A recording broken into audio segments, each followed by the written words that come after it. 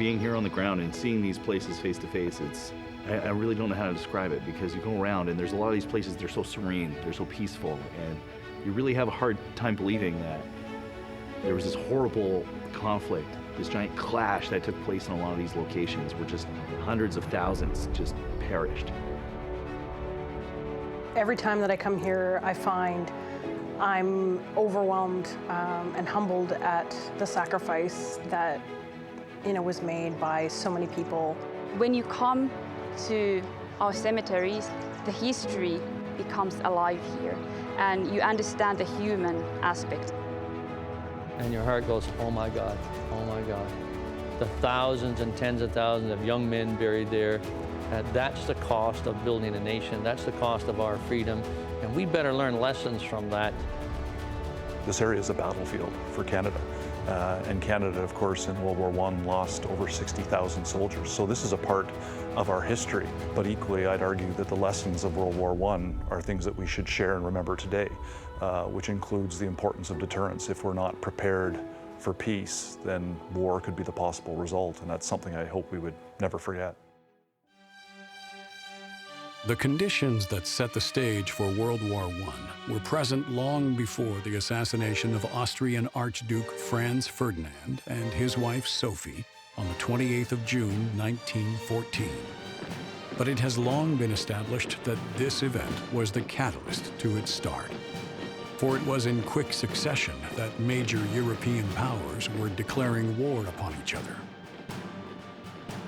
With the German invasion of Belgium on the 4th of August and subsequent declaration of war by Great Britain, Canada now too was brought into the conflict.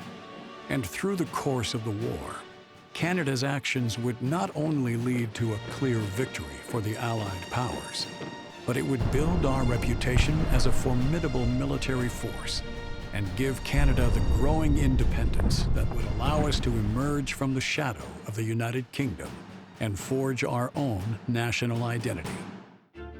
Of the thousands of monuments erected in memory of World War I, there are 5 key locations that mark the pathway for Canada's development from that tiny dominion to the colossal military force that earned its right to be a signatory of the Treaty of Versailles. For it is at these sites that one can say, here is where Canada's national identity began. Here is where we showed the world what Canada is capable of. Here is what we as a country were willing to sacrifice in the fight against tyranny. For it is in these sacred places that thousands of Canadian soldiers rest alongside their Allied brothers, eternally guarded over by silent, carved angels. It is here that men are buried known only unto God, and it is here that those never found have only their name engraved onto a memorial to remind the world that they once lived and served.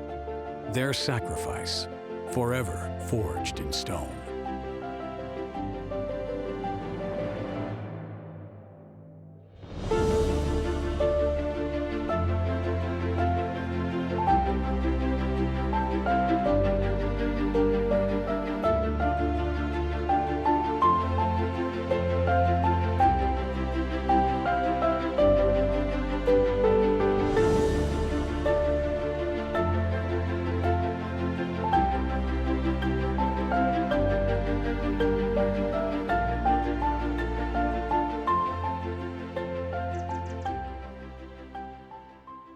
Here in Saint-Julien, at the crossroads once known as Vancouver Corner, stands the brooding soldier. The striking and solitary figure is carved with his rifle held in reverse, a mark of respect for the fallen. His eyes cast downward, eternally pondering the terrible events that unfolded here. For it was on this site in April of 1915 that the 1st Canadian Division fought and died holding the line during the Second Battle of Ypres. Just walking up here, you get this unique sensation. And as a student of history, you can really feel that vibe here, and I just can't believe I'm here. It's hard to believe that this is the area where this horrible battle happened. And just to know that the gentleman here from Alberta, from Calgary, just what they were able to kind of pull off here, because this is one of those areas that was recorded the first time a colonial power would beat a European power on European soil. You know, this is the first place where Canada stood tall, I believe, in its history, in front of the world. Canadians flocked to join the Army in late summer, early fall of 1914. More than 30,000 of them deployed to England for training in September, October of 1914, and about 18,000 deployed into this area in the middle of April 1915. They thought it was going to be a quiet sector, but several days after they arrived there, with the French division on their left, British divisions on their right, the Germans attacked for the first time in history with poison gas. Between April 22nd to the 24th, the Germans unleashed over 168 tons of chlorine gas as part of their offensive to take Ypres. So deadly was the greenish cloud that drifted over a 6-kilometer stretch along the salient. French and Algerian troops that first encountered it suffered terribly. Soldiers died within minutes of contact, burning and suffocating, and eventually drowning in the thickening mucus that clogged their lungs. Others, terribly afflicted by the gas, would be encumbered by their wounds for the rest of their lives. Many of those left alive fled in terror, resulting in a huge gap and thus exposing the Canadian division to attack on their left flank. When the second wave of gas came, our soldiers faced those same terrors directly, but at least they were better prepared, in part by having been told by medical personnel to place urine-soaked fabric over their mouths and noses to help neutralize the effects of the gas. Despite this terror weapon, the Canadian division stood firm. I can't imagine the fear and the uncertainty and the things that these men were experiencing, and yet they held the line. And it makes me feel honored that I actually got to wear the same uniform as these men. You know, we had a lot of patients with like blast injuries, you know, to their lungs, and there were times where, these patients, they wouldn't have very many other superficial injuries, but they would have, blast lung, and you couldn't ventilate them. No matter what we did, the efforts we made, sometimes you just couldn't save these people, and that became really challenging. And I can't even fathom what the healthcare teams here, the nurses, the doctors and the medics on the front lines, and even back in the hospitals that weren't that far from here. I can't imagine what they were going through with chlorine gas casualties, because I hadn't seen that before. The British Army commander at the time said that he could see a breakthrough coming. He thought all was lost. And he could see that the Germans would break through in the salient where the Canadians were, that they would head to the Channel, they would destroy the British Expeditionary Force, cut off the Belgian forces that were still there, take the last remaining part of Belgium that was not held by the Germans, and the war would perhaps be over. But he said, the Canadians held. I think that was the first time that Canada really appeared on the international landscape as anything but that little tiny dominion. A veteran of World War I, Frederick Chapman Clemesha designed the Brooding Soldier Memorial and saw it erected in 1923, a mere 5 years after the armistice. Perhaps it was Clemesha's first-hand experience with battle during the First World War that makes the Brooding Soldier so well-suited to its purpose, as it conveys a deep sadness, quiet dignity, and perhaps a solid determination. A perfect tribute to the 18,000 Canadian troops who fought here, the thousands wounded, and the 2,000 who died, many lost or buried in cemeteries nearby. When Clemesha designed that particular memorial, he also designed the garden area, the peace garden around it. So that's very interesting too, that he had this intention that both be merged together, that one didn't go without the other, so that people who would go and visit the memorial could also walk in that garden of peace and really take time to reflect on what happened and just pay respect. This is when you really start getting that sense of Canada as being something different. You have the maple leaves on the cap badges, you got the beaver on the badge of the 10th Battalion there, and that carries on today in the Calgary Highlanders. And you really get that sense. This is where that developing identity starts to kind of begin, of we're this other, we're this separate entity, we're kind of developing that nationhood and that narrative. And to be here in this space, this is where that starts. This is where Canadian soldiers kicked off their campaigns in the First World War. Of the many brave Canadian soldiers that fought in the Second Battle of Ypres, one man in particular, Francis Pega-Megabo, would distinguish himself not only as a brave soldier, but as an excellent marksman and fearless runner. For his deeds both here and subsequent battles that included the Somme, Passchendaele, Amiens, and the Battle of the Scarpe, he would earn the title of being the most decorated First Nation soldier in Canadian history. Pega-Megabo was one of just 37 Canadians to win the military medal with 2 bars. Lance Corporal Francis Pega-Megabo would also go down in history as the deadliest sniper of World War I, with 378 confirmed enemy kills. I think here in World War I, for the first time in our nation's history, we had what I would call self-realization. We mixed together 700,000 people, of which 400,000+ deployed into Europe, and they were from every part of Canada, the Maritimes, the Prairies, there were city boys, there were folks from the north, there were First Nations, and they got to know each other, they got to learn about each other, they got to accept that we all had huge strengths and that we were sometimes different, and those differences didn't matter, and they went back to Canada to build a nation like that. I think maybe today we could be reminded of exactly that. With the introduction of modern industrialized warfare, killing became streamlined, and the number of dead and wounded took on epic proportions. The people involved with the caring for those casualties grew to be in the thousands. Doctors, nurses, ambulance crews, all working together to provide the best medical treatment possible under the most difficult of situations. Not far from the site of the brooding soldier is Essex Farm. During the Second Battle of Ypres, it was both an advanced field dressing station and, from necessity, was also a cemetery. Today, it is maintained by the Commonwealth War Graves Commission, an organization founded in 1917, which has been dedicated to the commemoration and memorialization of 1.7 million men and women who died or went missing in the First and Second World Wars. Essex Farm Cemetery, to this day, still attracts thousands of visitors.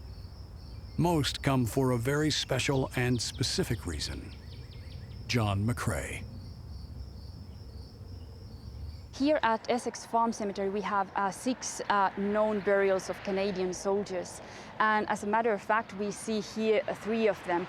And what is interesting with these 3 gentlemen is the fact that they have died, all of them, all the 3, either on the 2nd or 3rd of May. So really just the period when John McCrae was writing his poem in Flanders Fields near this cemetery. In Flanders Fields, the poppies blow between the crosses, row on row, that mark our place. And in the sky, the larks, still bravely singing, fly, scarce heard amid the guns below. In April 1915, McCrae was stationed here to a medical aid station nearby the cemetery, and so he was here while the Second Battle of Ypres was raging in this area. And he was very saddened by the number of men who came to the dressing station where he worked, and of course there were many that were beyond help at that point. You know, we hear this poem, we've seen this poem our entire lives as Canadians, and I can't help but think of the profound you know, loss and suffering that those healthcare professionals would have seen here, you know, in this location. All the casualties from the war are filtering through these aid stations, and having experienced a little bit of that myself in Afghanistan, you know, you understand, and the words have so much more brevity. When I was in Afghanistan, we struggled with, you know, we were tired and certainly We didn't have the resources that we needed, but at the same time, the care that we provided was outstanding. I mean, we never lost a Canadian in our facility, and our success rates with our local, national, or Afghan population was amazing. And the miracles we worked were incredible. And I think there's a lot of lessons learned that came from World War I, that even talking about, whole blood transfusion, dealing with blast injuries, there's some of that medical knowledge that they developed then we've carried through, and we've been able to use, in current battle. But it was certainly very interesting to be, especially at the Royal 3 in Kandahar, because some of the regular soldiers, they would have one or two people injured that they would see here or there, or maybe they come into contact and something would happen and a couple of guys would get evac back. For the entire south of Afghanistan, all of those injuries every single day would come through us. So whether it was the Brits or the Americans or the Afghans or the Canadians, everything came to us at that hospital. So we saw the absolute worst of the war. On my second tour to Afghanistan, I was with B Squadron, Lord Strathcona's Horse, Royal Canadians. We were conducting a coordinated search operation. As we were leaving, the vehicle behind me got stuck in the mud.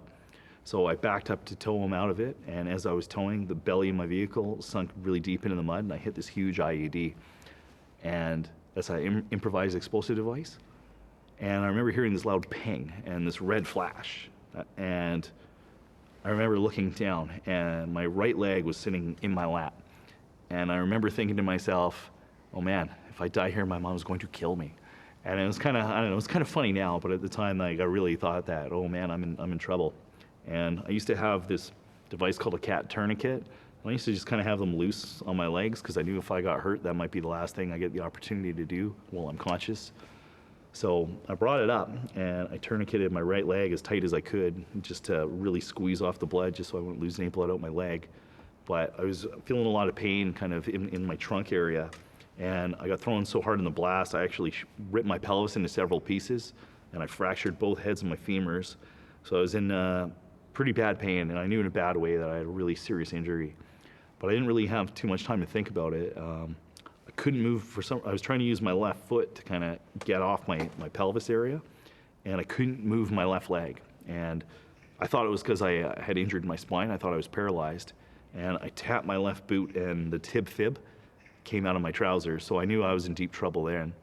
So I instinctively, I don't know why, I kind of straightened out my leg, and I put my other tourniquet on my left leg, and I tightened that one off as far as it could go. And my pelvis was hurting really bad, and I was trying to push up to get off the floor of the vehicle. And a member of my crew said, Mark, you gotta hit the fire suppression because we're gonna start on fire. So that's kind of a terrifying situation to be. Here you are, you're horribly injured, and you have the potential to burn to death. And I don't, it kind of comes and goes in memory. And my crew member, Dave Barsoda, he kept whacking me in the helmet to make sure I wouldn't black out or anything like that. One of the call signs behind us, they dismounted, came up, and they pulled out one of the ethoscopes I was looking through and said, man, how do we get you out of here?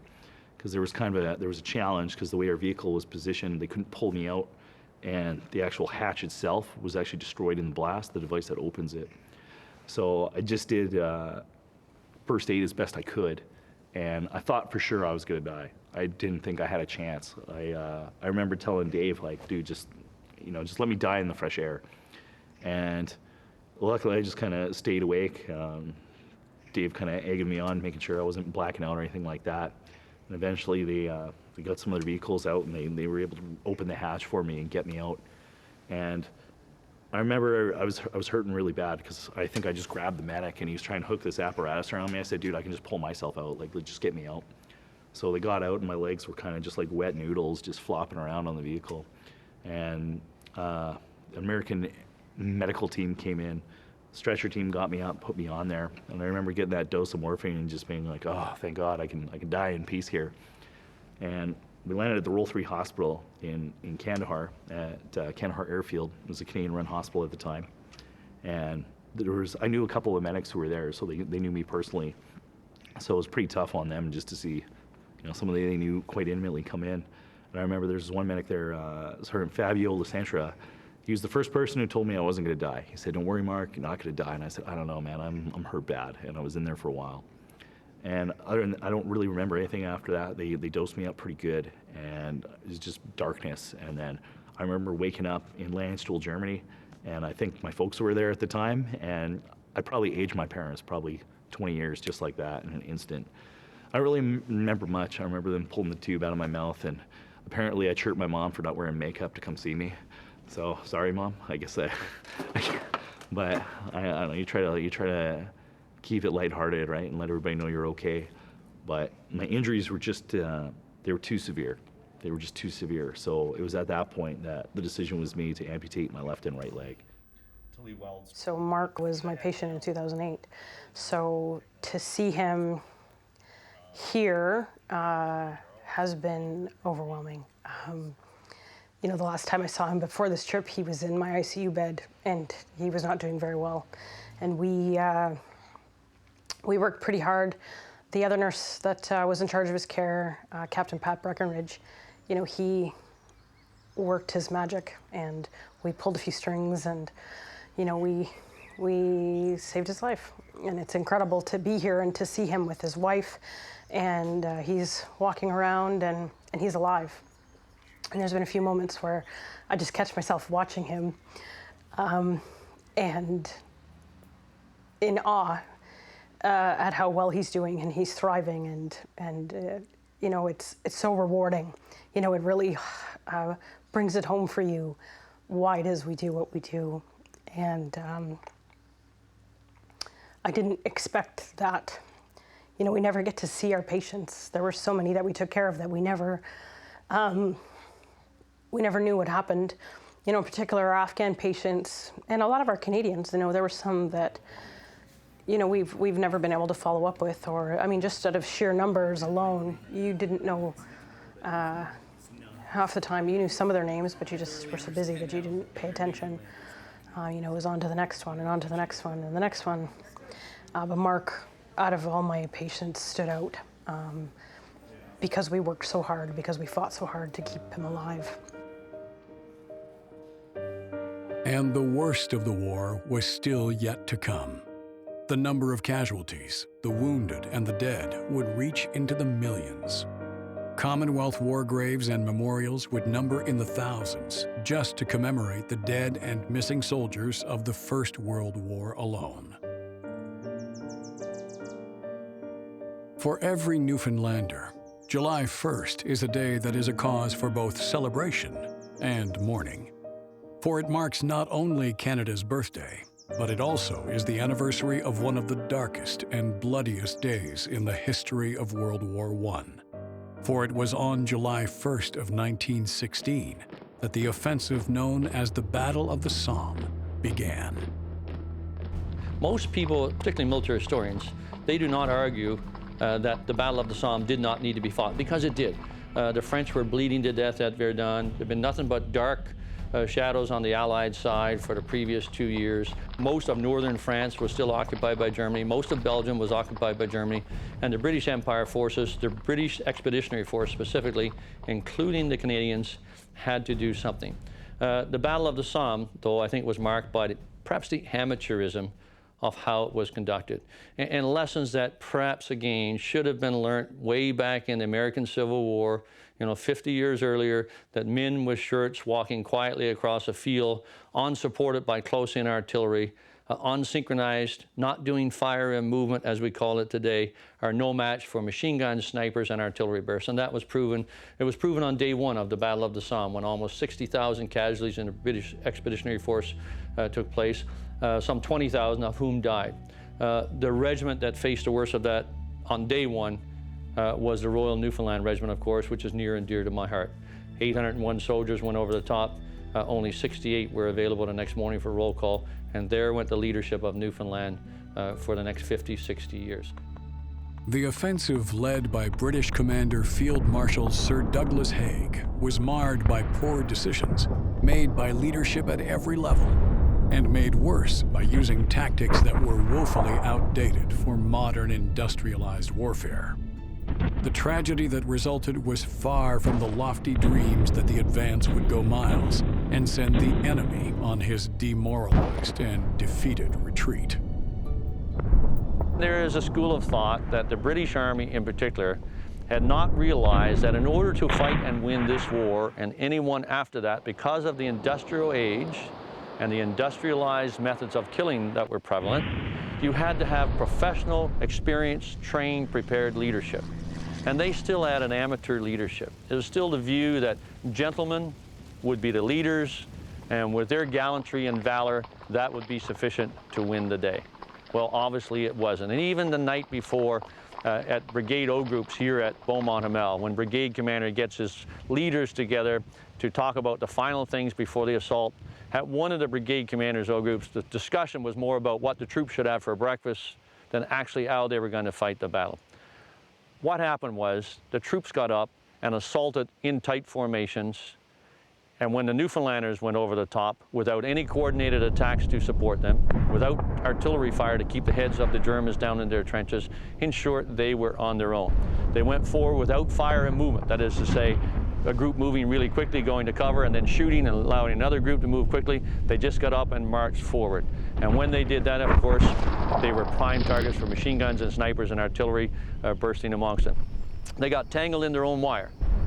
There were not enough openings in the wire leading from their positions to let them get out quickly and assault through to the German wire. And those entanglements in the wire, their own wire, became the favorite targets for the German machine gunners and snipers and artillery fire again.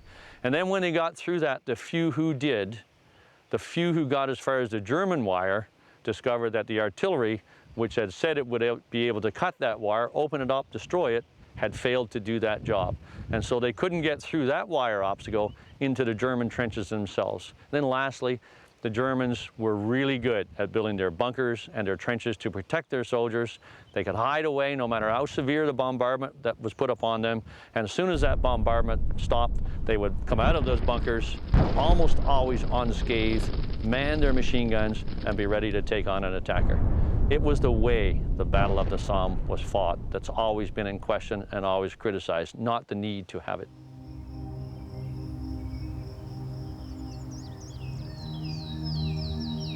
Beaumont Hamel is an incredible place to visit for anyone interested in learning about the Battle of the Somme, and in particular, the terrible sacrifice paid by the Royal Newfoundland Regiment. So you'll notice on site that we actually have the best preserved battlefield anywhere along the Somme here. There's 36 hectares here that have preserved trenches, the British front line, no man's land, and German front line all here contained in the park, which makes it quite unique. And we have this because this park was actually opened in 1925, so only several years after the war ends, so this hasn't been returned back to farmland yet. And quite an interesting point, the park, the money to buy this site was actually raised by the women of Newfoundland. So all these women who had lost their cousins and their brothers and fathers and sons and their neighbors come together and gather up money from all these small rural communities in St. John's, from an already vulnerable economy, to gather up this money and negotiate the price from around over 200 farmers in this area to get the 36 hectares that we have today. When we come into Beaumont Hamel, into this park, there's a sign that says this is sacred ground. And it's sacred ground because this is a burial ground for our Newfoundland sons, and yes, others also, British soldiers and other nationalities who are buried here, including Germans. But I don't think there's any part that's more sacred in our minds than this part right here. It's called the Danger Tree.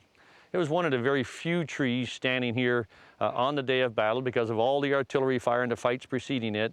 The trees had been destroyed, foliage taken off, and many of them knocked down. It was an identifiable feature. And when soldiers got this far forward, and we're talking only 100 meters or so past their own trenches, this was one of the spots they could identify when they got shot, when they got wounded. Many of them tried to crawl towards this spot that they identified, thinking that perhaps somebody could come and rescue them, or at least they would be amongst the comfort of their own battle buddies. Well, they got here, and the Germans also identified this as being a significant spot, and they therefore reined in more artillery fire, more machine gun fire, and put more riflemen or snipers on it, and we took a lot of casualties in and around the Danger Tree itself. This was then compounded when those wounded that could, or those who were unwounded, and there were very few of them, who actually now turned and tried to crawl back up this slope towards their own trenches and safety. And they're crawling towards the west.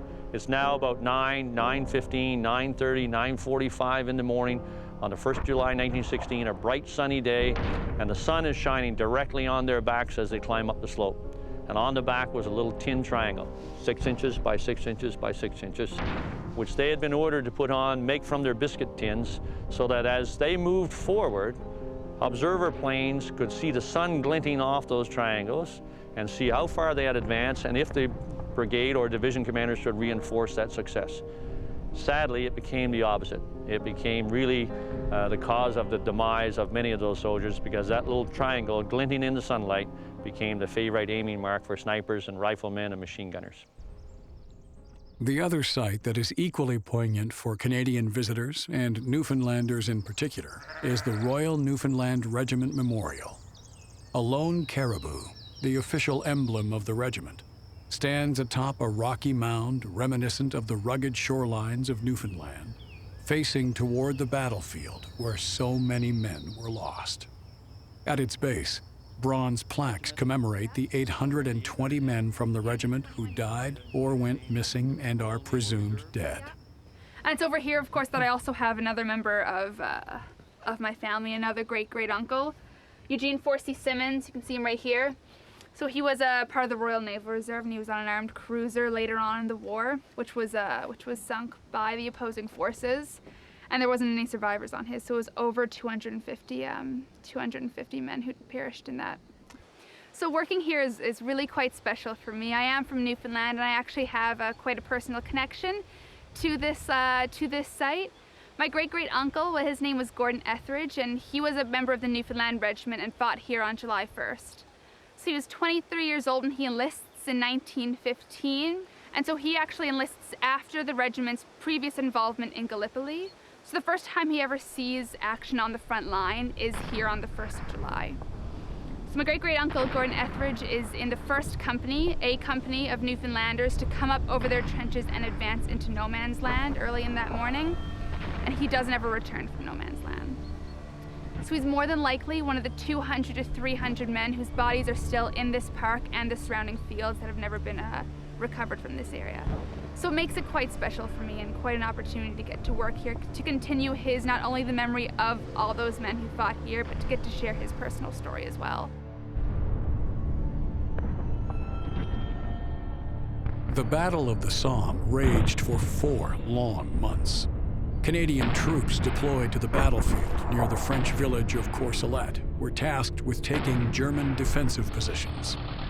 With newly developed tactics called the creeping barrage, along with the introduction of the armored tank, the Canadian divisions met their objectives, but not without taking heavy casualties.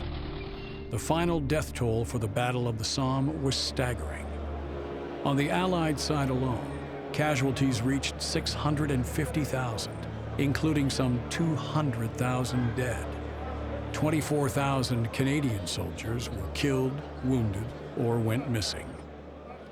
Dark as a cloud that has no silver lining somewhere. And at a terrible cost of the Battle of the Somme came a lot of lessons. And they weren't learned by everybody, though. That was the key part. And I think the Canadians distinguished themselves here again by their ability to learn, not just as one individual or 2 individuals, but as an organization. Julian Bingham was the Corps commander, sent Arthur Currie, who was one of the division commanders, on a mission to learn as much as he could about what had occurred on the Somme and what was good and what was bad. Arthur Currie did that in great detail with the team. And then he went back and briefed the Corps commander, briefed all the division commanders, and went around the Corps, briefing all the senior leaders down as to the lowest possible level, so that they knew what had occurred, what had gone right, and how we could improve it, what had gone wrong and how we would change it. And then they changed in Canadian Corps the way they were training based on those lessons, and hence changed the way they fight. That all came to a culmination on the 9th of April 1917 at Vimy Ridge. Part of the British-led Arras offensive, the attack on Vimy Ridge was a battle of many firsts. Most notably, the first time the 4 Canadian divisions fought together. The tactical changes made leading up to this battle, based on lessons learned at the Second Battle of Ypres and the Somme, and captured in the reports of Sir Arthur Currie, were key in the victory that occurred here. Weeks of training and rehearsal prepared the Canadian soldiers for their specialized roles as machine gunners, riflemen, and grenade throwers. In the week leading up to the battle, Canadian and British artillery pounded the enemy positions on the ridge, taking out many of the German counter-fire batteries, thus effectively crippling their ability to fire back on the advancing Allied troops. What happened here was an incredible fight and an incredible victory that put Canada again on the world stage. And you know, it was part of a larger battle, but the mere fact that 100,000 Canadians in 4 divisions and supporting units coming up this ridgeline, supported by more than 70,000 British Army soldiers and logistics and artillery and all those things, makes it a massive battle. And the fact that they took Vimy Ridge, despite having almost 3,600 Canadians killed, is incredible in itself, because nobody had managed to do that before. The Germans were well dug in, they had really solid defensive positions, and they were here to stay. The Canadians took the ridge. It was a big win. It didn't change the war. It wasn't a strategic victory that caused Germany to surrender, but it was an incredible tactical win here on the battlefield, because the Germans had to withdraw towards the east, and they had to move their lines way back. And this dominating ground, which had looked at the Canadian rear area before this, now was owned by us. But the victory was made, I don't know, even larger than the incredible feat that it was. Number one, there had been about 2.5 years of just dark news, one after the other, from around the theater. At Gallipoli in the Dardanelles, there was an unmitigated tragedy for the British forces. At Verdun, the French army was bleeding to death. And the Battle of the Somme, the thousands of casualties, tens of thousands of casualties, were causing every army to bleed. And here at Vimy Ridge, all of a sudden, we had a victory. But just prior to the attack and to the win here, the United States of America declared war on Germany. And so all of a sudden, the American press were really interested in what happened here, and put the news of this win, of this victory, around the world much more quickly and much more loudly, perhaps, than we would have done ourselves. So Vimy became an even more incredible victory than it was first seen as. Communication was integral to the overall success of the battle, and tactics were adopted that made communication easier and more effective. They realized the importance of empowering individuals. And it wasn't just about giving maps, which is one of the things that came out of it. So section commanders and platoon commanders would know where they were, where the objective was, and what they had to do. And that way, if your superior died on the battlefield, you could carry on. But it was also explaining to them what the mission was and why it was important to get Hill 145, or why it was important to get this and to get it as quickly as possible. And the last thing they learned was how important it was to get up to the wire of the enemy as quickly as possible to start the assault. And that led, of course, to a lot of the tunneling that occurred on Vimy Ridge itself, so that the soldiers could burst out as close to the German wire, as close to the Germans as possible, without being subjected to artillery fire or attack as they approached. That surprise was a part of helping make sure that Vimy Ridge was a success itself. Today, the 117-hectare Vimy Ridge Memorial Park has one of the best preserved battlefields along the Western Front. The scars of the war have been softened by time, but are still visible enough to allow your imagination to take you back to that point in history. The land undulates from the scars of the many artillery shells that rained down upon the heads of these combatants. A network of both British and German trenches has been rebuilt and shows just how eerily close each side was to the other. Large sections of the park are cordoned off to not only preserve the landscape, but to ensure the safety of visitors. For here, like so many former battle sites, artillery shells lay buried and are still at risk of exploding if disturbed. So this section here is about a 200-meter long section of tunnel that is preserved. During the war, this tunnel was actually over 1 kilometer in length, but it's actually only one of 13 tunnels that were dug in the area. Altogether, more than 10 kilometers in length. So who occupied this one? Do you know? This would have been used by the British Army and the Canadian Corps. Okay, well, I guess we'll The see. park also includes a preserved stretch of the original network of tunnels that were so integral to the Vimy Ridge mission. Guided tours allow visitors the unique opportunity to get a sense of what it would have been like for the Canadian and British troops. So we're standing here now in the preserved Grange subway. Today we preserved about 200 meters long. but during the war, it actually would have been over 1 kilometer in length. So going 1 kilometer this way, we're walking now away from the front. And these tunnels really were dug primarily for transportation and communication purposes. You never would have had a large number of men in here at any given time. The exception to this are really the hours immediately before the attack on the ridge in April of 1917. About 1,000 men from 4 Canadian battalions would have waited here in the tunnels, actually for about 12 to 36 hours before the attack. So really you can try and imagine the kind of tension, the kind of anxiety that they would have felt here waiting. They'd be able to hear the artillery fire going on above them and feel the vibrations in the walls as well. The tunnels were also much more cramped than they are today, again only about 1 meter wide, so you really would have been packed in there shoulder to shoulder with other men. And 36 hours is a lot of time.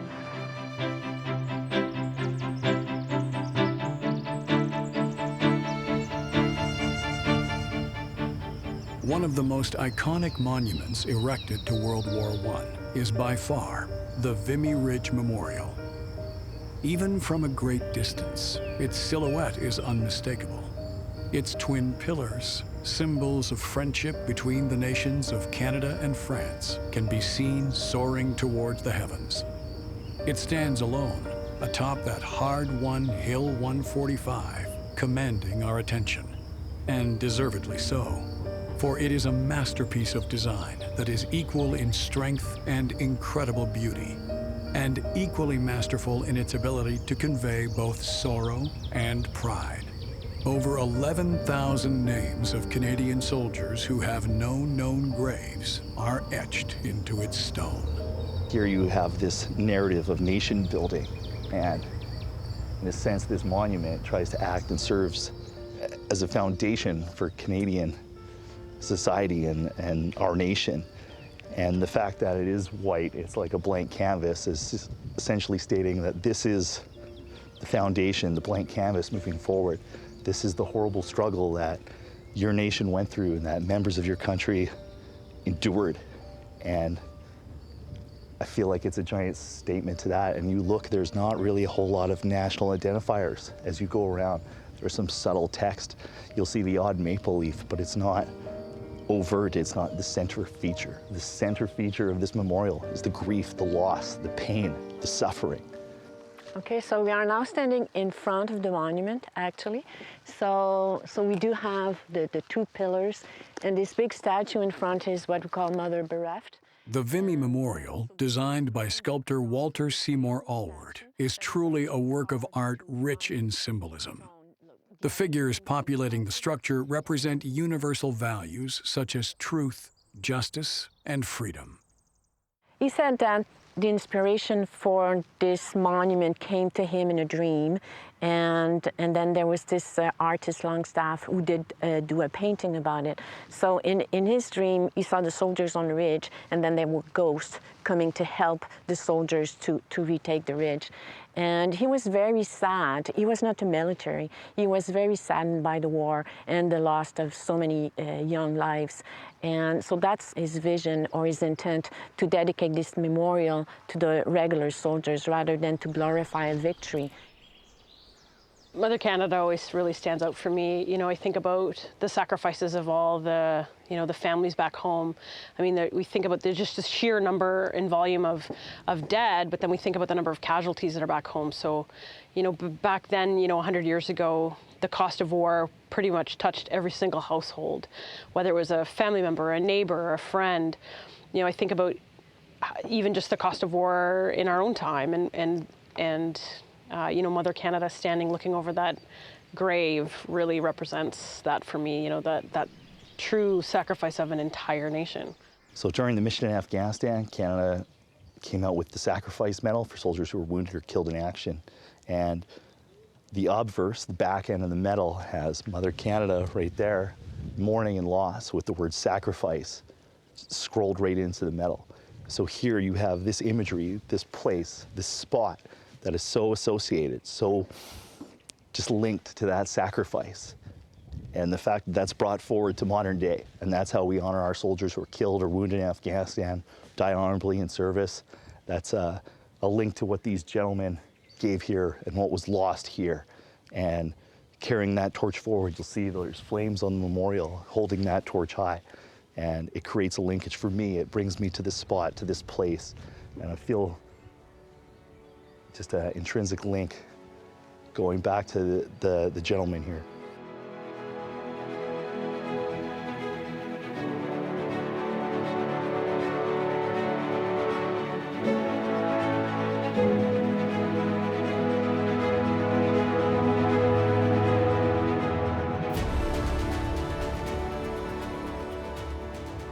It is hard to imagine that the quiet and beautiful little village of Passchendaele was once the site of one of the most horrific battles in the history of modern warfare. The Third Battle of Ypres would also come to be known as the Battle of Mud. And it was here, in the Battle of Mud, amidst the horror and terror that Passchendaele represents, that Arthur Currie, Canada's Corps commander, stood tall for Canada with a confidence that was perhaps shocking to the British.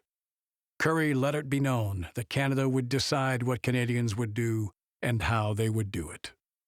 I think Passchendaele really does kind of strike the pitch of what is the terror of war for every individual. And if you read the accounts of the units, their battle records, the accounts of the individual soldiers, that comes through very clearly. Going for an objective, everybody knew it was meaningless after the first days when the larger objective couldn't be obtained. And yet, for months it went on, they went after it. The original objective devised by British Commander Sir Douglas Haig was to launch an attack that would allow the Allies access to the Belgian coast and the ability to destroy German submarine bases. That objective, of course, would never be met. What occurred instead was one of the most horrific and futile battles ever fought. In July of 1917, British forces began 10 days of advanced shelling. The intent was to weaken the enemy. Instead, what resulted from those 4 million shells fired onto that once pastoral landscape was the creation of a battlefield that would become the stuff of modern nightmares, and an enemy on high alert for the impending battle. So it took them a little more than 100 days, 103 days, to gain 8 kilometers of terrain. They took the church or the ruins of Passchendaele, but the main goal was to go through to the harbor of Ostende and Zeebrugge. And because it was so difficult to advance, they had to take the Passchendaele Ridge within 3 weeks. It took them 100 days. They altered their goal, and eventually the goal was to take the ruins of the symbolic village of Passchendaele. When Currie and the Canadian Corps arrived in October, what greeted them was a quagmire of dense and dangerous mud. Heavy rains had turned shell craters into open-mouthed graves for advancing soldiers. The bombing had disturbed the land so greatly, bodies from previous battles were churned to the surface. Shelling had denuded the landscape of any visible marker, making the already extremely difficult task of advance nearly impossible. Because of the destroyed drainage system, whenever it rained, the landscape just flooded. You have the craters filled with water. They had to put duckboard tracks to get to their trenches. When they slipped off duckboard tracks, it could be very dangerous because people, they had to help people get up, or sometimes they just couldn't help anyone, and they stayed and drowned in the mud. Also, to find their way, it was really difficult because they didn't really have a point to look at. It was all the same. It was all destroyed. So they had to work with they had to name certain places, like that ruin got a certain name, that piece of wood got a certain name, and that's how they had to orient with a compass and just know approximately where to go. Or they put out tape to mark the jump-off line, so it was really difficult to get around in that landscape. There are thousands of stories from survivors that capture the true horror of Passchendaele. The following account is from a British Forces soldier, his identity unknown. While I and others were taking supplies into the line at Ypres, we waded through mud all the way.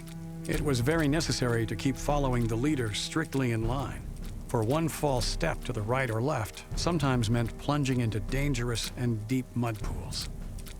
One of our men was unfortunate enough to step out of line and fall into one of these mud holes. Knowing from past experience that quick action was needed if we were to save him from quickly sinking, we got hold of his arms and tried to pull him out. This did not produce much result, and we had to be careful ourselves not to slip in with him. We finally procured a rope and managed to loop it securely under his armpits. He was now gradually sinking until the mud and water reached almost to his shoulders. We tugged at that rope with the strength of desperation in an effort to save him, but it was useless. He was fast in the mud and beyond human aid. Reluctantly, the party had to leave him to his fate, and that fate was gradually sinking inch by inch and finally dying of suffocation. The poor fellow now knew he was beyond all aid and begged me to shoot him rather than leave him to die a miserable death by suffocation. I did not want to do this, but thinking of the agonies he would endure if I left him to this horrible death, I decided a quick death would be a merciful ending. I am not afraid to say, therefore, that I shot this man at his own most urgent request, thus releasing him from a far more agonizing end.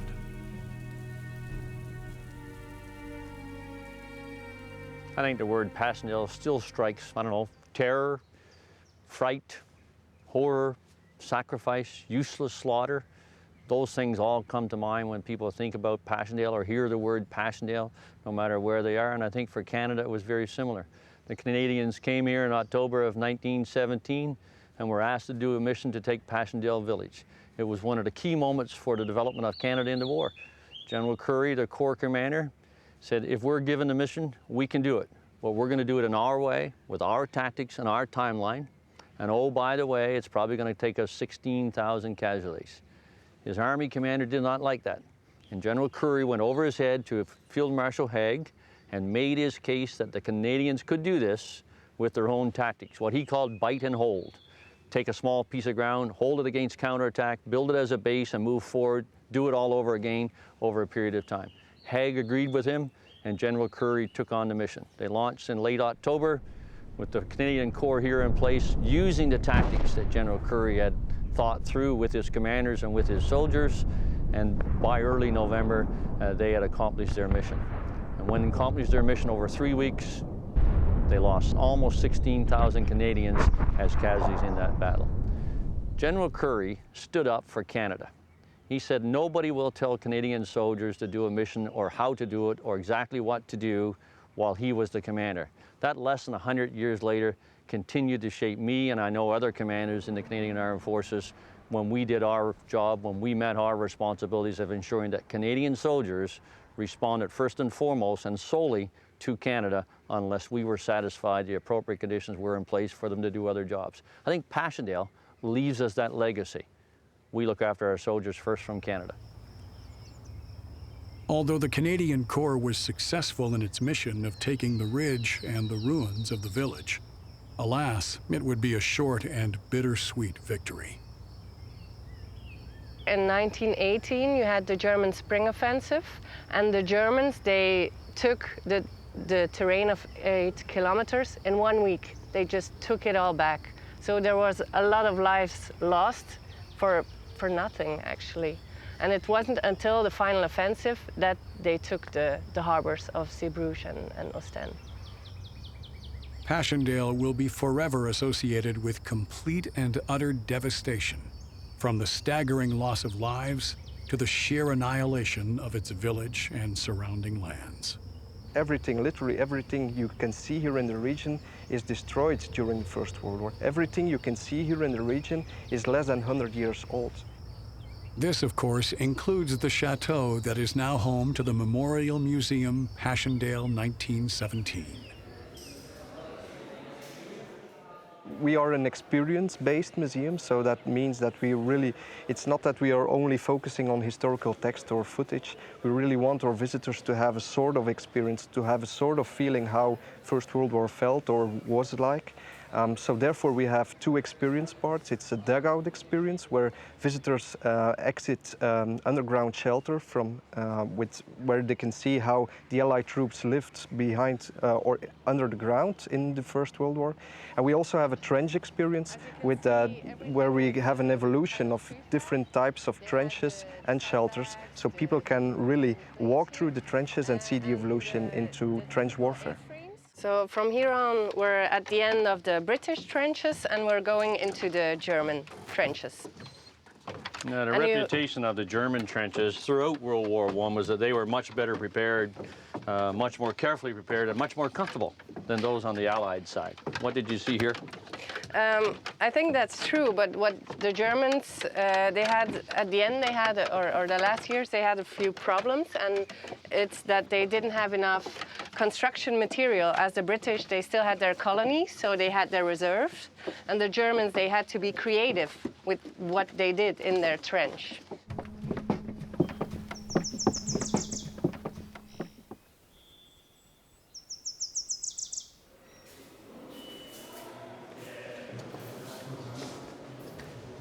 Mark, I'm always intrigued when I come here and see this, because I immediately flash to today.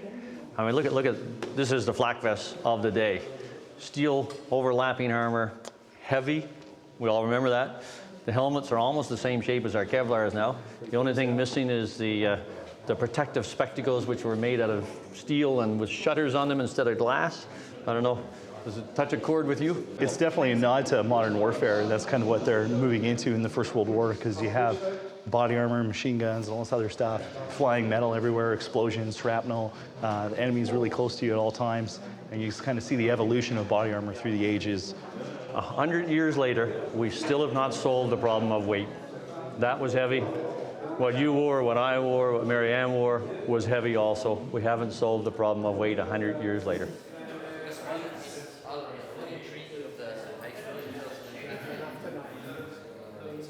So what we created in the museum as well is our nation exhibitions. So for every nation that distinguished themselves during the Battle of Passchendaele, we created an own nation exhibition, and here is the Canadian exhibition. So where we focus every time on the history of the Canadians, for example here, the history of the Canadians, what they did during Passchendaele 1917. You can see here they took the ruins on the 10th of November 1917 of Passchendaele. And what we also do is we try to link our visitors through important sites inside the landscape, and that's what we create. Here, of course, in the museum, we tell the military history aspect of the First World War and about the Battle of Passchendaele. But what we do as well with the museum is sending out the visitors inside the landscape, because it's in the landscape itself that all the memorials and the cemeteries are. And I think, for example, if you are going to Tynecott Cemetery, just 3 kilometers from here, there you are standing on the largest Commonwealth war graves cemetery of the First World War with 12,000 victims that are buried there. And then you really get a sense of how large the scale of the victims in Passchendaele was. This is only 12,000 victims that are buried there, and if you know that more than 500,000 victims fell here, it's just incredible.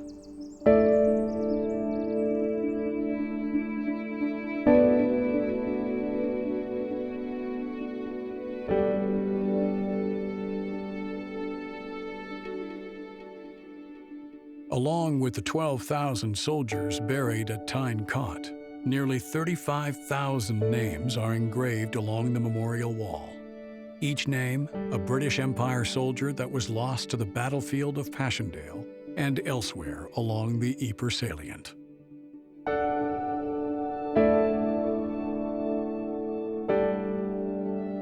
I thought I had a fairly good grasp on the First World War, and then everywhere you drive, you just stumble upon another cemetery, another battlefield, and you're thinking to yourself, wow, I wonder what happened here, what's the story here? And all these places, all these people, all these headstones have a story. And even after a century, those stories still need to be told, to bring to life those countless names etched into stone, so that we can connect with this history and understand that these were not just numbers or statistics. They were boys, men who had families, had lives beyond the realm of this war to which they sadly never got to return. Private John Clark, can be counted among them. He was my great uncle. And obviously I never met John Clark, but I heard about him every single day of my life. I heard about him from my dad. He joined in January of 1917. He finally left Newfoundland with a recruitment drive in March, went to Halifax, joined other reinforcements on a convoy, came across the Atlantic, and did not get to his unit here in Belgium until about the 1st of June 1917. The unit went into a rest and recovery and preparation program for almost all of that month, and he was with them, and then came back into the line as part of the start of the Battle of Passchendaele on 1 July 1917. He trained as a sniper, but when he arrived in the trenches in his letters home, he indicated that he could not do that very up-close and personal killing that snipers do, and he has to be relieved from that role. So he became a runner. A soldier who runs communications from one commander to another, or from one unit to another, or from a unit to an artillery organization to enable things to happen.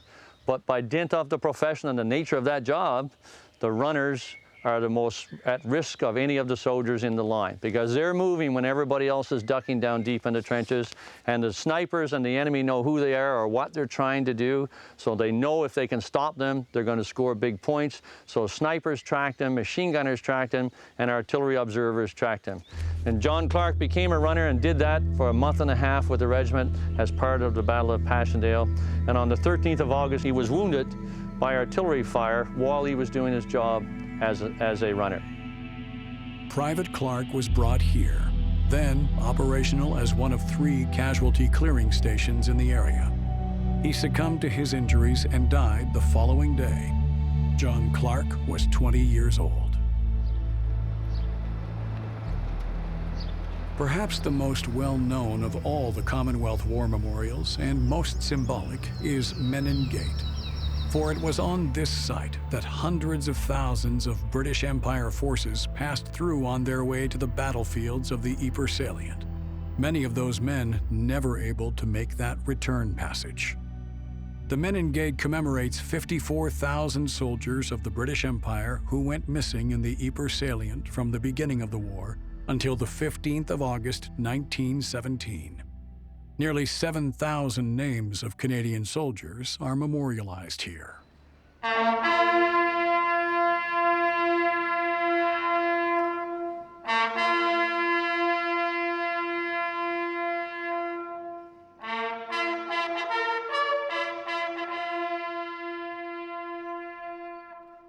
On a nightly basis, crowds gather along the sidewalks under this stately archway to observe the last post ceremony. Every night since 1928, save the time that Belgium was occupied during World War II, this ceremony has occurred. For it is in remembering our dead that we comfort the living. They shall grow not old, as we that are left grow old. Age shall not weary them, nor the years condemn. At the going down of the sun and in the morning, we will remember them. So I was medically released in February of this year because I was diagnosed with PTSD following my last tour in Afghanistan. I think the fact that I'm here and I can talk about it is a testament to the care that I've received and the impact that my colleagues in my chain of command and my family in particular has had on my recovery. I wore my medals for the first time since I've been out at the Menin Gate the other night, which was an incredible experience. And you know, I thought how fitting to be here in this time, in this place, with these people, and to be able to read the exhortation and lay a wreath is kind of the new highlight of my post-military career. You know, it was a privilege, and I don't say that lightly, to lay a wreath at Menin Gate, and it was an even greater privilege to lay one with Marianne and Mark. And when I stop and think about it now, I think it was just another mission for a soldier.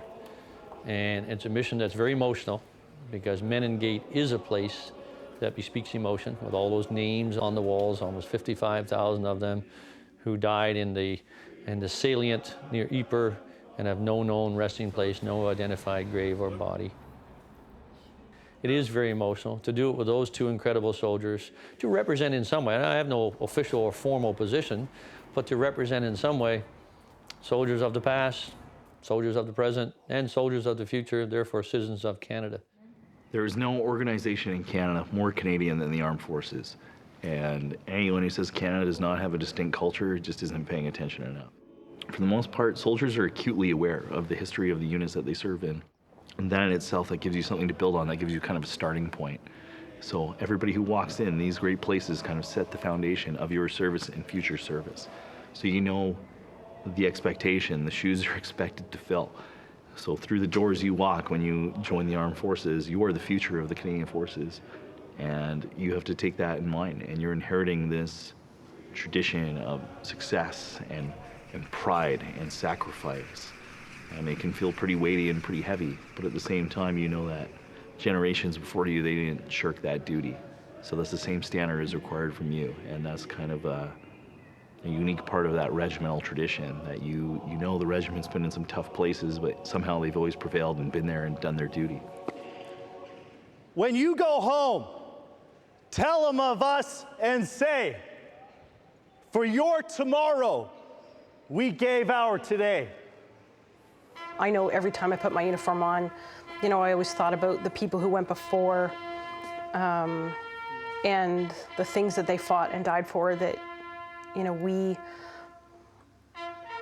get to now enjoy because of the sacrifices they made. You know, these young men and women who came here and fought and died, or fought and went home and continued to fight and struggle with their injuries, or, you know, carried on with their lives. And they changed the shape of a nation, they changed the face of a nation, and we are the fruits of that. And so I was very proud, I still am very proud of what I accomplished while I served, and the men and women that I took care of, and the people who continue to serve.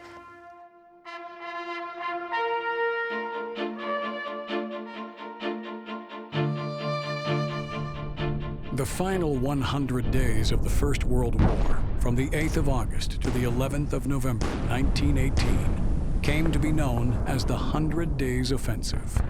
Here, the Canadian Corps contributions would be of such significance, it would be known as Canada's 100 Days. In a series of battles, Canadians led Allied forces into pushing the German army from Amiens, France to Mons, Belgium, and setting conditions for the armistice to end the war. In fact, during this campaign, those nation-building pillars of leadership, confidence in each other and in ourselves, maturity and learning, built in the previous 3 or more years, culminated in such a way that one could be forgiven for saying that Canada had, by now, come of age. We were on our way to being the great nation of today. One of those battles, the fight to cross the Canal du Nord, led by General Sir Arthur Currie, involved the 10th Battalion. Malcolm Alexander Macmillan was part of the 10th Battalion. He was also the great-great-grandfather of Corporal Mark Fouchko. The battle's a really critical one in the 100 Days Offensive, especially after Amiens, and it helped Canada carry on forward and kind of keep the pressure up on the German army and eventually win the war. The brigade received their operational orders, I think it was in mid-September, so they all mustered and they came to this area right here. So he was right in this area, right in this zone. It's really cool to be where he was at. And reading just the narrative from the battalion, you go to their war diary. So they actually came in, they made it to their objective on the initial day, on the first day, and they sustained quite a few casualties, because Currie had his boys, well, rather boldly go through a really narrow patch of the canal before they went to their jumping off point and started their attack. So eventually they made it. They hard fought for a lot of ground in the area, and they kind of held their position through the night against repeated German attack. And when the morning broke, the order came that a new attack would be pushed on and supported the next day. And according to their war diary, well, in the morning they get the news, and the barrage that was coming in to start the next phase of the operation, well, it was right where they were occupying. So here it was, daybreak. They had just fought hard to take this ground from the enemy, and all of a sudden they had to withdraw, otherwise they risked getting hit by their own artillery. So at that point, the order was given that they had to retire, they had to pull back from the position they had occupied in broad daylight. So unfortunately, they took 50 casualties as they were withdrawing from that. And then according to the narrative in the war diary, well, when the bombardment did go in, it was of such feeble nature, it was essentially ineffective. So they had to go cross ground again to, well, to capture territory that they previously possessed the day before. And it kind of reminds me of some operations or exercises I've been on where things just didn't go according to plan. And I can just imagine, I can just feel the frustration that the guys had, that we lost all these guys to take the ground, we had to retire, we had to pull out, and then all of a sudden you have to retake it, and it just sounds like an utter mess. But I feel like that's kind of the story of Canada in the First World War, just this raw determination to get the job done despite all obstacles, and that's what they did here.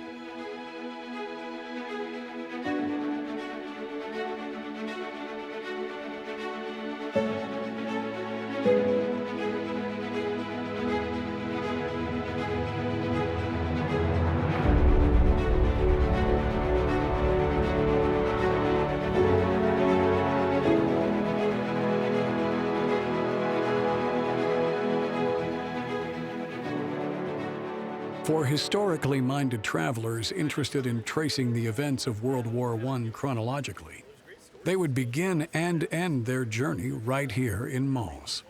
For it was in the city of Mons the first major engagement between British and German forces occurred. And it was here, too, where the battle to mark the end of the war would occur. A small monument and plaque mark the places where these two events took place, so close as to be a stone's throw away from each other. The first battle, occurring on the 23rd of August, 1914, was a victory for the Germans. For the Allied forces, this meant a strategically important city was lost to them. For the citizens of Mons, it meant occupation. Et donc c'est vraiment une occupation forte, avec une présence forte. Pourquoi? Parce que Mons était une zone d'étape, et donc pour les Allemands, ça voulait dire que c'était une zone... So it was a really strong occupation with a strong presence. Why? Because Mons was a staging area, more or less 100 kilometers from the front zone. This allowed the Germans to send some of their wounded and high-ranking soldiers who were far from the front to come to Mons and prepare large strategic plans. Mons was a bourgeois city, and many houses were requisitioned to house the many military and high-ranking Germans. Whole houses were inhabited by a dozen or even 15 German soldiers that the population had to feed. It was really a heavy and strong occupation on the part of the Germans for about 52 months during the First World War. Des Allemands durant plus ou moins 52 mois d'occupation durant la Première Guerre mondiale. Maintenant, il y a eu une résistance de la part de certains citoyens montois, et la résistance n'est, il faut pas... There was resistance from some of the citizens of Mons, a different resistance from the Second World War, which consisted of giving information to the Allies. And how did they give this information to the Allies? By calculating the number of trains passing through Mons and according to the directions that the trains took.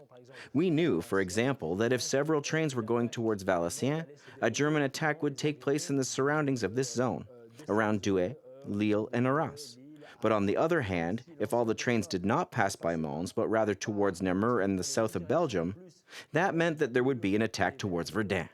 So some citizens of Mons began to calculate the number of trains that passed and collected this information, then sent it to the Allies via exfiltration networks to the Netherlands.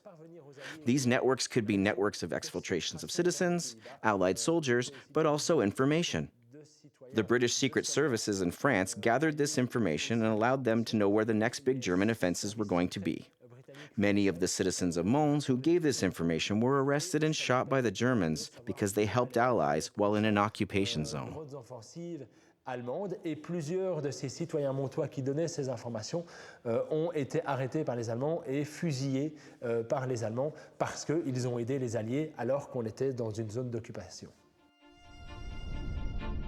Mons would remain under occupation until the final day of the war. The Canadian forces, led by General Currie, were tasked in capturing the city and aimed to do so without destroying it, an extremely difficult task given the dense urban landscape.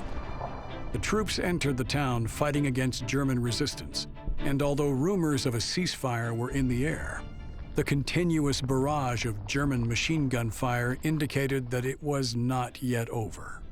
The Canadians pressed on, and by the morning of November 11th, they had taken control of Mons. Et donc pour nous, quand on fait les commémorations du 11 novembre, c'est plutôt pour se souvenir de toute cette So, for occupation. us, when we're commemorating November 11th, it's rather to remember all of this occupation, all of the suffering that still exists in certain families of this German occupation during the First and Second World Wars. So, for us, it's more of a moment of reflection on what is important to protect, namely freedom and our freedoms. The advantage we have for November 11th in Mons is that we celebrate on one hand the armistice, but also the liberation of the city by Canadian troops. So we have a double meaning. We have a moment of memory for the First World War, but also a moment of joy and celebration because we celebrate this end of occupation. And that, for us, is most important. It is being able to celebrate so that we can remember that we were under occupation, and thanks to Canadians, we were released and we were able to recover and rediscover our fundamental freedoms. On a été libérés et qu'on a pu recouvrir et redécouvrir nos libertés fondamentales. Now I am going to show you an archive, a very important archive of the city of Mons. In fact, it's the Golden Book of the city. And inside the Golden Book of the city, you can find all the signature of the important people who come to Mons. And in fact, we have got all the signature of the liberator of the city of Mons, the 11th of November from Canada. It's kind of eerie, actually, isn't it? Just looking at history here and looking at their signatures, which are real, and you think about all the analysis that people do of signatures and how it tells your character. And here we're looking at those signatures of leaders from Canada who fought and won World War I and liberated the city of Mons, of course, also, at the on the very last day. Absolutely incredible. Part of our history. That's so incredible. Yes, and a part of our history also. It's very important for the citizens of Mons to have this book to refresh the memory and to say, yes, Canada liberated the city of Mons. That liberation would not come without a cost. 280 men were killed, wounded, or went missing during the last 2 days of operations. In fact, it was a Canadian, Private George Price, that sadly would earn the title of the last soldier of the British Empire to die, shot by a German sniper a mere 2 minutes before the armistice in the village of Ville-sur-Aisne, just east of Mons. There has been some criticism leveled at General Currie for needlessly pushing the attack as they knew or felt or suspected that the armistice was going to come. But I believe that General Currie did what was right. You never stop until you're told that the enemy has surrendered. You never give them an opportunity to rebound, to get off the back foot that you've pushed them on. And therefore, the pursuit to Mons and the capture of Mons, even on the very last day of the war, was the right thing for General Currie to have done. People are tremendously appreciative of what Canadians have done here. You see it every day as a Canadian. They remember it. World War II happened as well. It was not Canada that liberated this area, but World War I is very much remembered and very much appreciated by the people of Mons.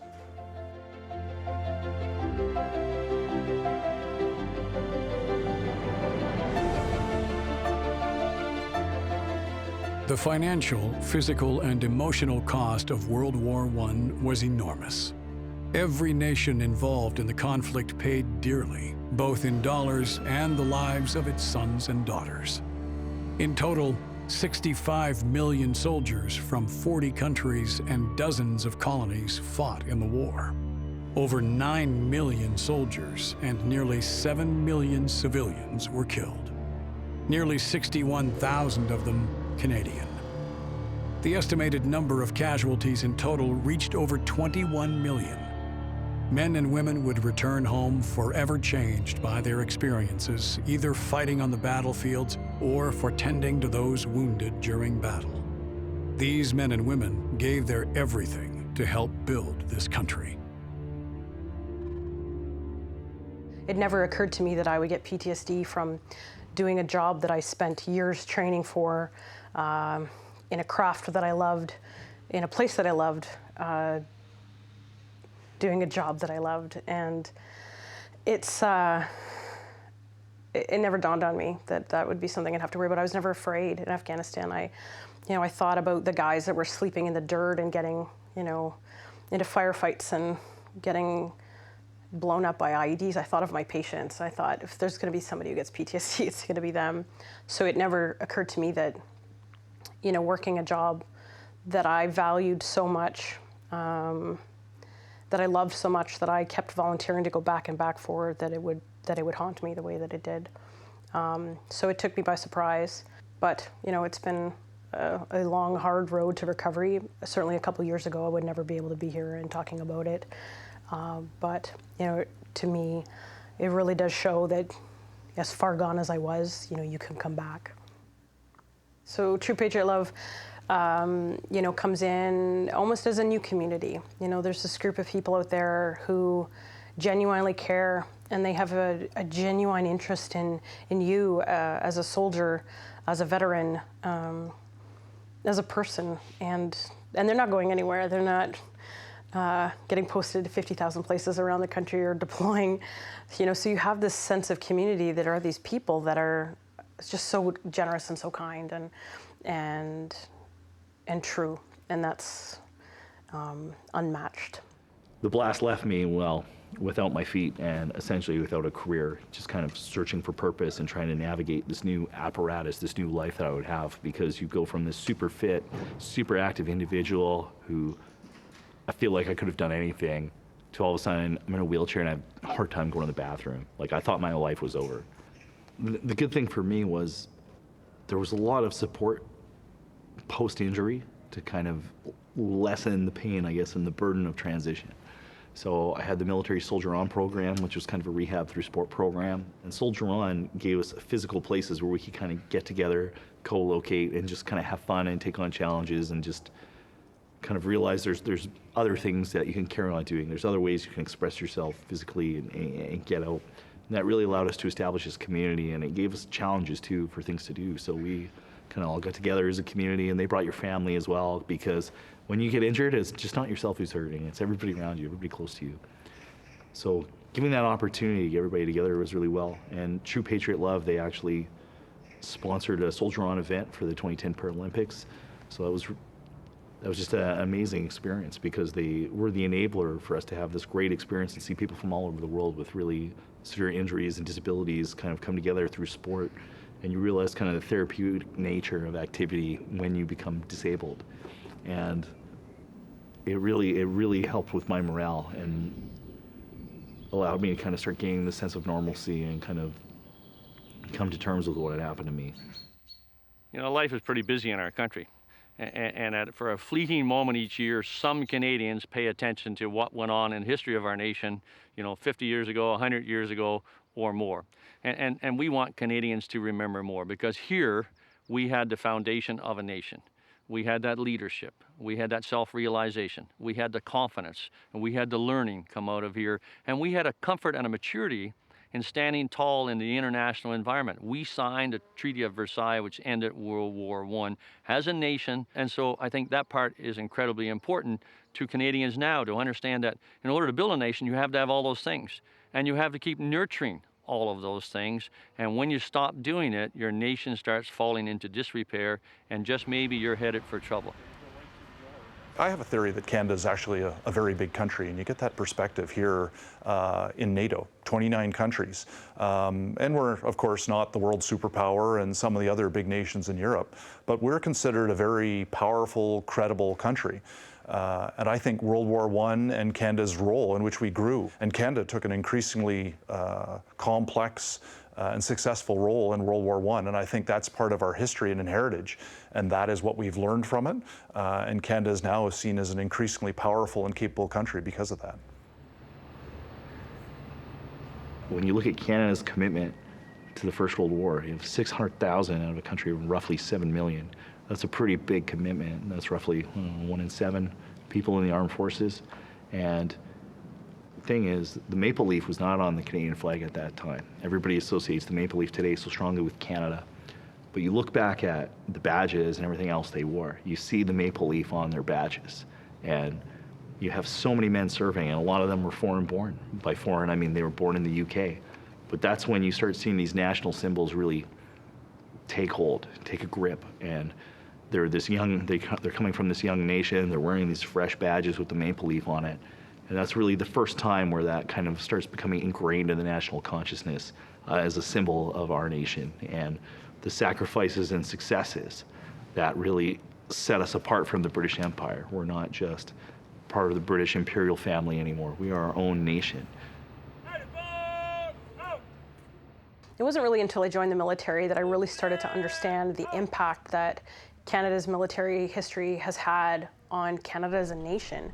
I mean, back then we were so small as a country, and yet it seemed like every household either had somebody who joined the military or knew somebody who joined the military, or they were fighting over the fact that they couldn't join the military because maybe they were too small or too sick, or people were lining up by the hundreds to sign up and serve their country.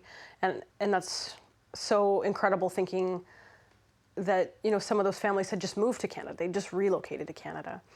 And, we stand every year, when we're in school and as we're younger, on these cenotaphs and on these monuments, and we pay respects to these men and women who served our country abroad. I don't think we really truly get the brevity and the true nature of the sacrifices they made, because certainly even if when you go to war, that doesn't mean that you don't come home with war. It never truly leaves you. And so every household in Canada was impacted, and it really shaped our nation. It shaped our future leaders. It shaped our future professionals. Nursing in particular, took off not long after when they all came back. And that's part of my proud heritage of being a military nurse. Right behind me, of course, is the National War Memorial, and I don't think there's a better symbol of the sacrifice and of the difficulty, and yes, of the tragedy of Canadian service during World War I and in each war since. And you can see perhaps on the monument, that's inclusive right up to the Afghanistan campaign from 2001 to 2014. When you look at the faces of those soldiers represented here, the physical stress and endurance that they are having to carry, and the efforts that they are putting out, and the teamwork that's involved, and of course the great difficulty that they have encountered. And I think it reflects Canada's role in World War I. We went there, we did the tough jobs. We did the tough jobs because it was part of our responsibility to do them, and we didn't take a second seat to anybody. And those almost 700,000 Canadian, mostly sons, but sons and daughters who served during that time, carried that burden for the most part by themselves for our great nation. And as a result of that, here in the great city of Ottawa, our nation's capital, where the seat of democracy, where our parliament sits, I think it reflects 100 years later all the achievements that they obtained during World War I.